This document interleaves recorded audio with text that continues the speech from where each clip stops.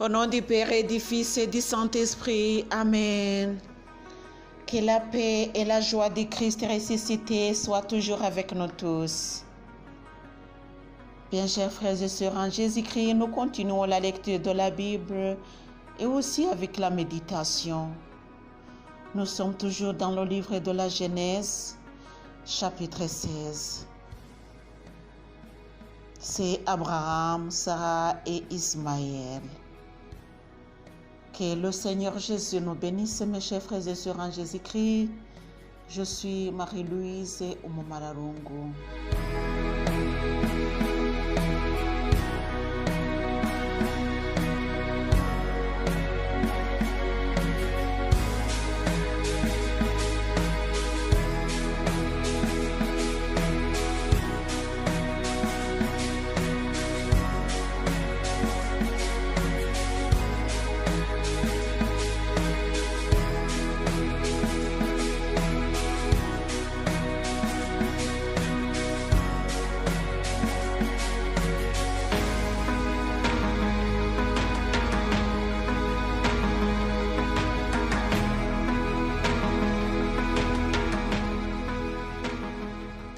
Sarah, femme d'Abraham, ne lui avait pas donné d'enfant.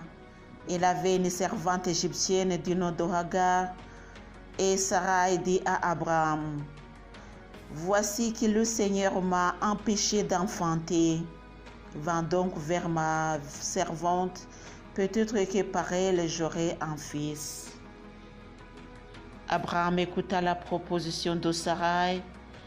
10 ans après qu'Abraham se fit établi dans le pays de Canaan, Sarah et sa femme prirent Hagar, sa servante égyptienne, pour la donner comme femme à Abraham son mari. Il alla vers Hagar qui devait enceinte. Quand elle se vit enceinte, sa maîtresse ne compta plus à ses yeux. Sarah dit à Abraham, « Tu es responsable de l'injure qui m'est faite. C'est moi qui ai mis sur ton sein ma servante. Dès qu'elle s'est vue enceinte, je n'ai plus compté à ses yeux. Que le Seigneur décide entre toi et moi. » Abraham répondit à Sarah, « Voici ta servante en ton pouvoir, fais-lui ce qui est bon à tes yeux. » Sarah la maltraita et celle-ci prit la fuite. L'ange du Seigneur la trouva près d'une source dans le désert, celle qui est sur la route de Shaoul de Shur. Et il dit, Hagar, servante de Sarah, d'où viens-tu et où vas-tu? Elle répondit, je fuis devant Sarah, ma maîtresse. L'ange du Seigneur lui dit, retourne vers ta maîtresse et plie-toi à ses ordres. L'ange du Seigneur lui dit, je multiplierai tellement ta descendance qu'on ne pourra la compter. L'ange du Seigneur lui dit, voici que tu es enceinte et tu vas enfanter un fils. Tu lui donneras le nom d'Ismaël, car le Seigneur aperçut ta détresse. Véritable âne sauvage cet homme, sa main contre tous, la main de tous contre lui. À la force de tous ses frères, il y demeure. Hagar invoqua le nom du Seigneur qui lui avait parlé. Tu es Dieu qui me voit. Elle avait en effet dit, et c'est bien d'ici que j'ai vu après qu'il m'a vu. C'est pourquoi on appelle le puits de Lahai qui me voit. On le trouve entre Kadesh et Béred. Agar enfanta un fils à Abraham. Il appela Ismaël, le fils qu'Agar lui avait donné. Telle est la parole de Dieu.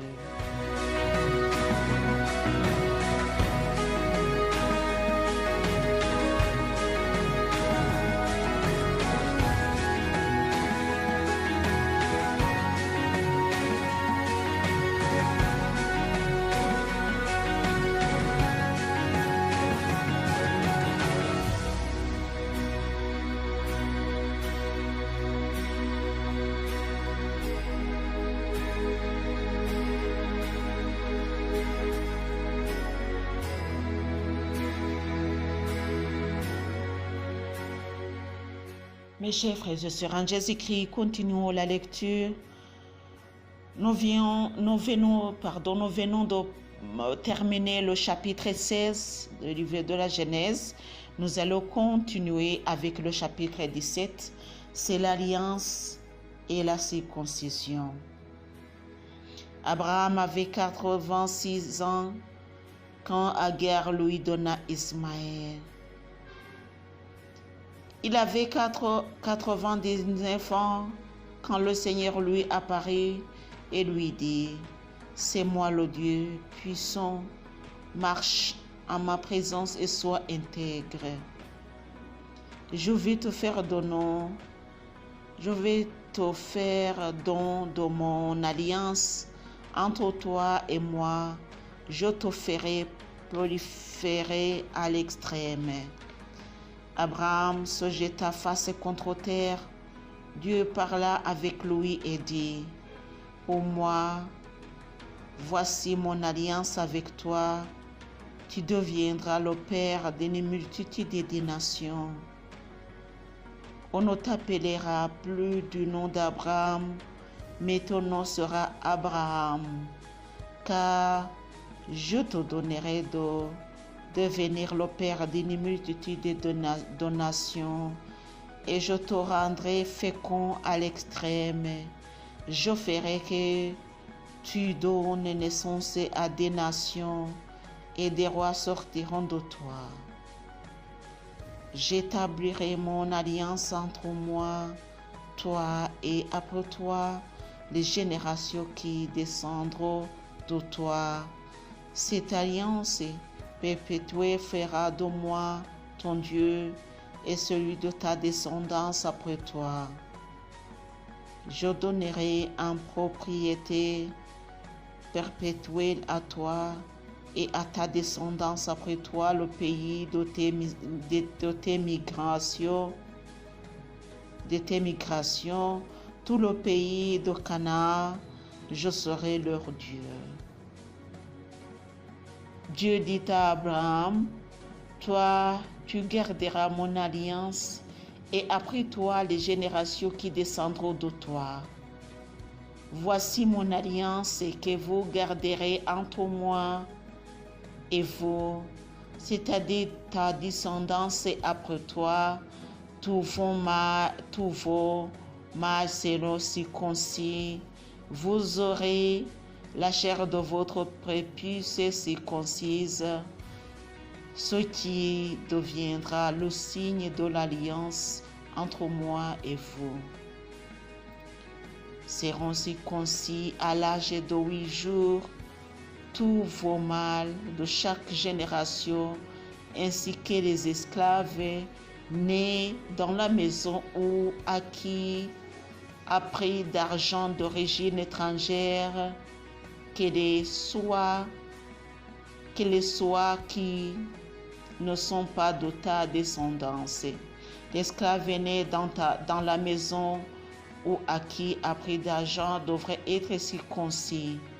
Mon alliance deviendra dans votre chair une alliance perpétuelle, mais l'incirconcis, le mâle qui n'aura pas été circoncis de la chair de son prépuce, celui-ci sera retranché d'entre les siens.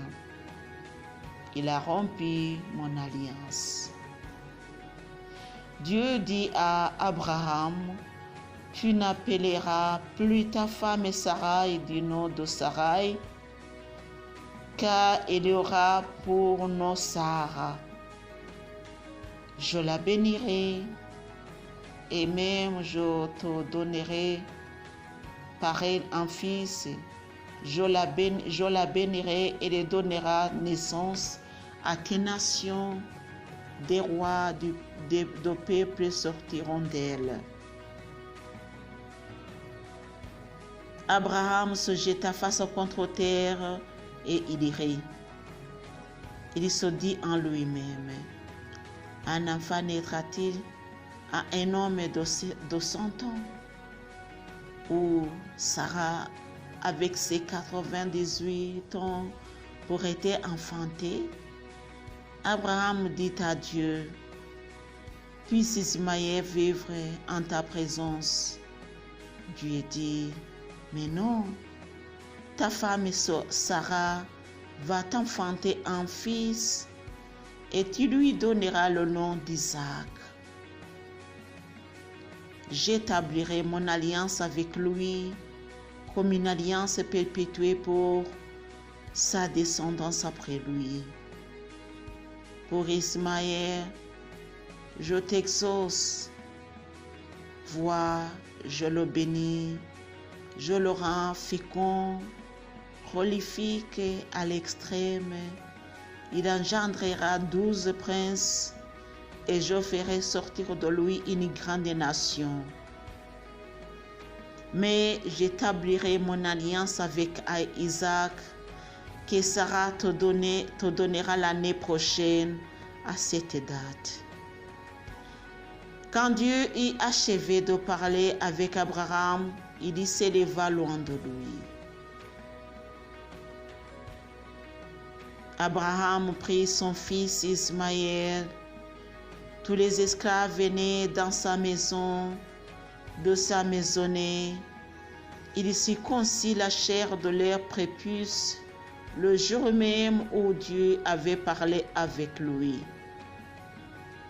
Abraham avait 99 ans quand fut circoncise la chair de son prépuce, et Ismaël avait 13 ans quand fut circoncise la chair de son prépuce.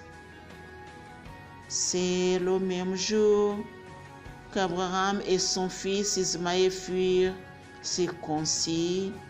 Toute sa maisonnée, les esclaves venaient dans la maison où à qui a pris d'argent d'origine étrangère furent circoncis avec lui. Telle est la parole de Dieu.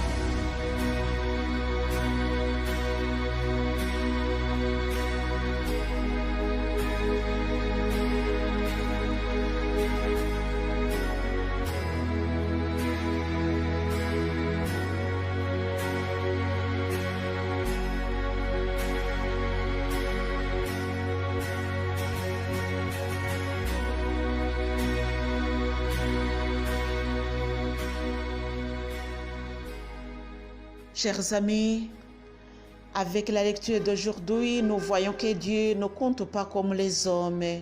Lui, il a sa façon de compter, puisque quand il te promet de te faire du bien, lui, il ne tarde pas sur le nombre d'âges que tu as, comme il a fait à Abraham et Sarah. Lui, il sait ce qu'il va faire. Pour nous les hommes, nous sommes faibles. Toujours nous disons à Dieu, fais comme ça, mais Dieu sait ce qu'il va faire. Je le dis tout en pensant à ce qu'Abraham a dit à Dieu. C'est le verset 18, Abraham dit à Dieu, puisse Ismaël vivre en ta présence. Alléluia. Lui, Dieu n'a pas dit non, Ismaël, je vais bénir Ismaël, puisque Abraham voyait que Sarah ne pouvait même pas donner d'enfant. Mais Dieu n'est pas comme des hommes. Lui, il sait ce qu'il va faire, puisqu'il est le Tout-Puissant. Dans le chapitre 16, nous voyons Hagar qui fuit Sarah, puisque Sarah l'a maltraité. Mais l'ange du Seigneur lui a dit, retourne chez ta maîtresse. Ce qui dit qu'il y a des promesses qui vont s'accomplir selon notre comportement. Ce qui dit que Hagar s'avait mal comporté à l'égard de sa maîtresse et sa maîtresse l'a maltraité. Alléluia. Cela nous amène aussi à ce que le Seigneur Jésus nous a dit, quand tu vas offrir quelques offrandes et que tu te souviens qu'il y a quelqu'un avec qui vous avez des problèmes, des malentendus, retourne à cette personne, alléluia, et réconcilie-toi avec lui ou avec elle. Puisque la force, je dirais, la force de monter l'offrande surviendra de cette personne à côté de toi avec qui vous avez des problèmes. Lui, après la réconciliation, va venir pour t'aider à faire monter ta prière. Mes chers frères et sœurs en Jésus-Christ, n'oublions pas que nos prières et que la force de nos prières se trouve surtout chez nos voisins. Rappelons-nous toujours que le Seigneur est toujours avec nous et nous ordonne de nous aimer. Hagar fuyait, mais elle n'était pas si droite, elle n'est pas si correcte, puisqu'elle a fait du mal à Sarah. Mais malgré qu'elle a fait du mal à Sarah, Dieu a vu sa détresse. Il lui a pardonné de sa détresse et a pitié d'elle, mais il lui a ordonné de retourner chez sa maîtresse. Mes chers frères et sœurs en Jésus-Christ, que ça nous aide aussi à voir comment nous vivons avec nos entourages. Quelquefois, il y a des malentendus, surtout à cause de nous. Que nous ne soyons pas la cause du malentendu. Que le Seigneur Jésus nous bénisse, mes chers frères et sœurs en Jésus-Christ. Au nom du Père, et du Fils et du Saint-Esprit. Amen.